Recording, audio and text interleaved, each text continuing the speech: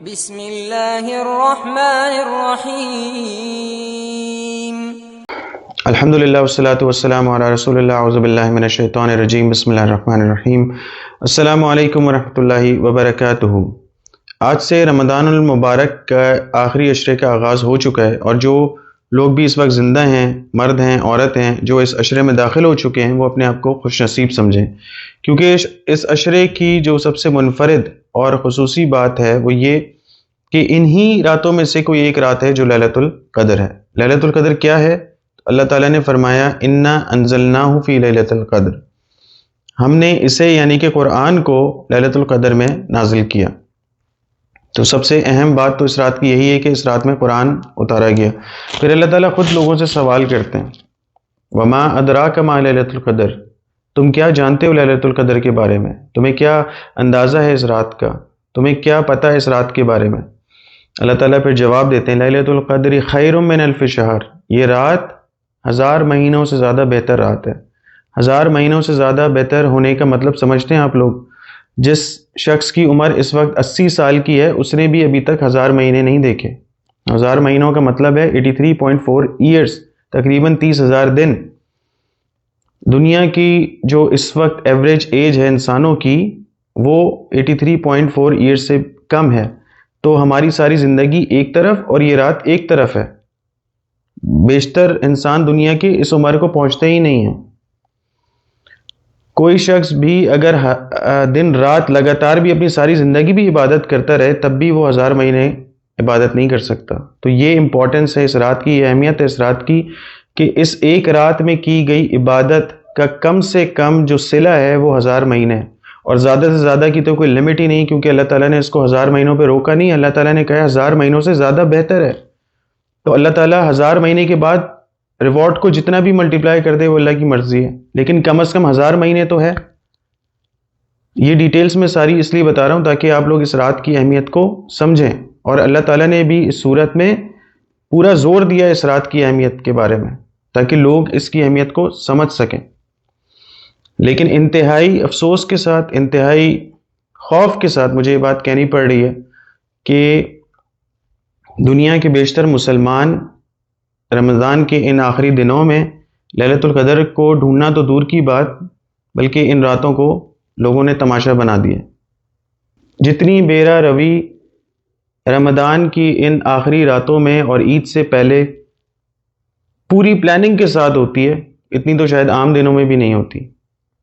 کاروباری حضرات، چاہے وہ ٹھیلے والا ہو، دکان والا ہو، ہول سیلر ہو، ریٹیلر ہو، کسی چھوٹے سے کارخانے کو چلاتا ہو یا بڑی فیکٹری کا مالک ہو، پچھلے 3-4 مہینوں سے اس طاق میں رہتے ہیں، اس موقع کے انتظار میں رہتے ہیں کہ عید سے پہلے ہم کس طرح لوٹ مچائیں، کس طرح رمضان کے اس بابرکت دنوں میں لوگوں سے ناجائز منافع کمائیں، کس طرح ہم 1 کے 2 کر لیں، کہیں ایسا نہ ہو کہ ہم سے چانس مس ہو جائے اور سارا سال پھر ہمیں افسوس کرنا پڑے، جبکہ ان کا ناجائز انجسٹ منافع کمانا عام دنوں میں ہی ایک گناہ ہے۔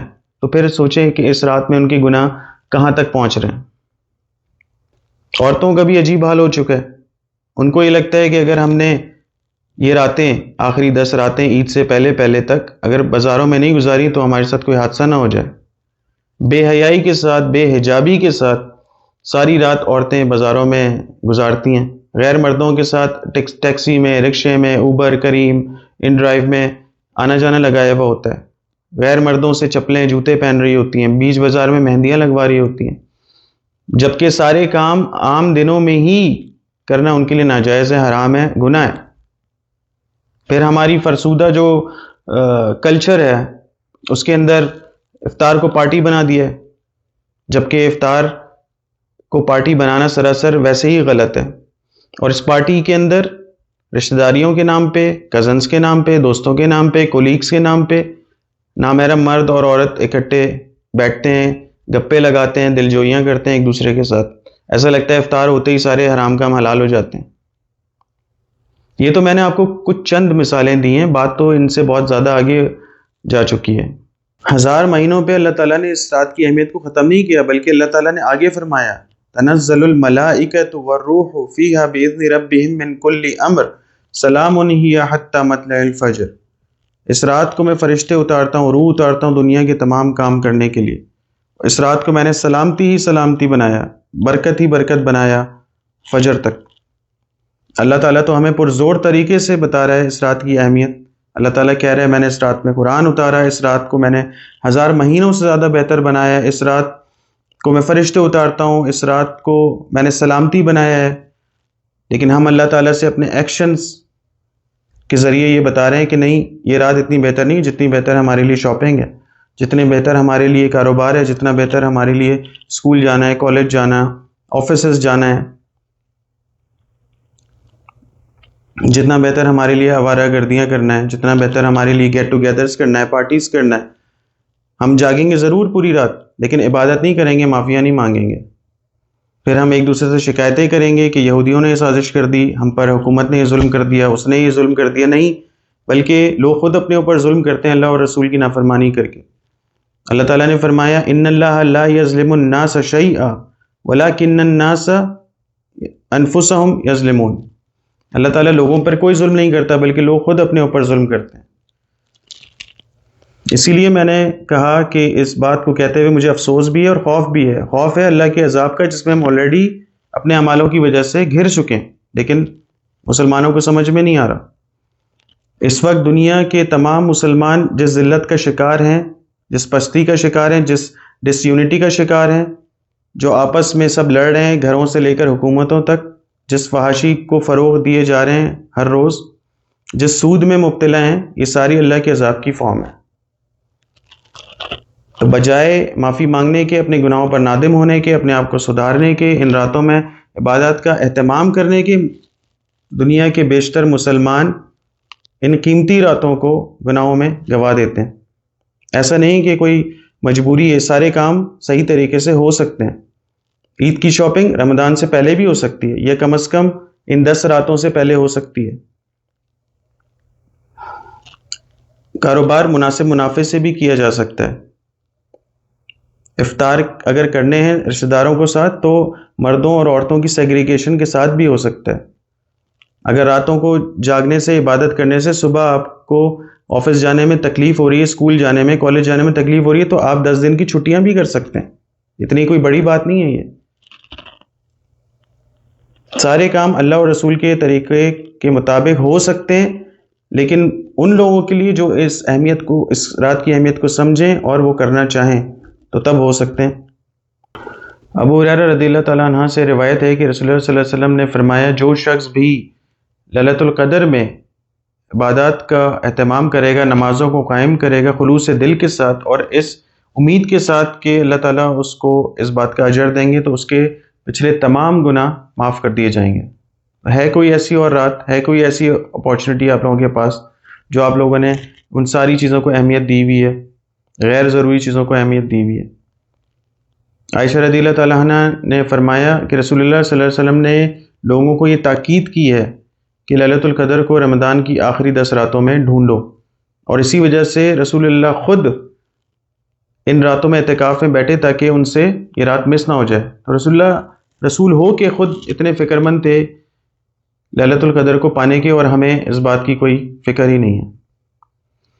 جہاں تک لیلۃ القدر کی اسپیسیفک ڈیٹ کا تعلق ہے تو رسول اللہ صلی اللہ علیہ وسلم نے کوئی ایسی ایک دن یا ایک رات کنفرم نہیں کی، بلکہ آڈ نائٹس کی طرف اشارہ کیا ہے، لیکن پھر بھی یہ تاکید کی ہے کہ ان تمام راتوں میں لیلۃ القدر کو ڈھونڈا جائے۔ بلکہ ہوا ایسا کہ رسول اللہ صلی اللہ علیہ وسلم کسی ایک ڈیٹ کو کنفرم کرنے کے لیے ہی اپنے گھر سے باہر آ رہے تھے، لیکن جب وہ آئے تو انہوں نے دیکھا 2 مسلمان آپس میں لڑ رہے ہیں، اور ان سے پھر یہ علم اللہ تعالیٰ نے واپس لے لیا، اور انہوں نے فرمایا کہ میں تم لوگوں کو یہ رات بتا دیتا، لیکن تم لوگوں کی لڑائی کی وجہ سے مجھ سے علم واپس لے لیا گیا، اور یہی تم لوگوں کے لیے بہتر ہے۔ تو اس بات سے یہ بات بھی پتہ چلتی ہے کہ مسلمان جب آپس میں لڑتے ہیں تو کس طرح اللہ تعالیٰ فائدہ مند علم ان لوگوں سے واپس لے لیتا ہے، لوگوں سے آسانیاں واپس لے لیتا ہے، برکت واپس لے لیتا ہے۔ جیسا کہ میں نے کہا کہ جو لوگ بھی اس وقت زندہ ہیں اور اس آخری عشرے میں داخل ہو چکے ہیں، ان کے پاس یہ لائف ٹائم اپارچونٹی ہے لیلۃ القدر کو پانے کی، کیونکہ کچھ نہیں پتہ اگلے رمضان میں اور آپ زندہ بھی ہوں گے یا نہیں ہوں گے، کیونکہ بہت سارے لوگ ایسے ہیں جو پچھلے رمضان میں تو زندہ تھے لیکن آج وہ ہمارے درمیان موجود نہیں ہیں۔ رسول اللہ صلی اللہ علیہ وسلم نے ان راتوں میں خود دعائیں کی، مغفرت کی دعائیں کی اور ہمیں بھی بتائیں۔ انہوں نے جو دعا بتائی ہے وہ ہے اللہم انک عفو تحب العفو فاعف عنی، اے اللہ میں تجھ سے معافی مانگتا ہوں، تو معافی مانگنے کو پسند کرتا ہے، مجھے معاف فرما۔ تو گزارش یہی ہے کہ ان راتوں کو سیریسلی لیں، دنیا کے تمام کام ان کو ترک کریں، ان کو پیچھے کریں اور پرائیورٹی دیں ان راتوں کو، ان راتوں میں عبادات کا اہتمام کریں، تاکہ آپ کے گھروں میں جو آپ کے بچے آپ کے چھوٹے دیکھ رہے ہیں وہ بھی بڑے ہو کر اسی لیگیسی کو آگے لے کر چلیں، وہ بھی اس رات کی اہمیت کو سمجھ سکیں۔ اللہ تعالیٰ سے دعا ہے اللہ تعالیٰ سلامتی کی اس رات میں ہماری، آپ کی اور تمام مسلمانوں کی مغفرت فرمائے، آمین۔ وآخر دعوانا ان الحمد للہ رب العالمین۔ إنا أنزلناه في ليلة مباركة إنا كنا منذرين فيها يفرق كل أمر حكيم أمرا من عندنا إنا كنا مرسلين رحمة من ربك إنه هو السميع العليم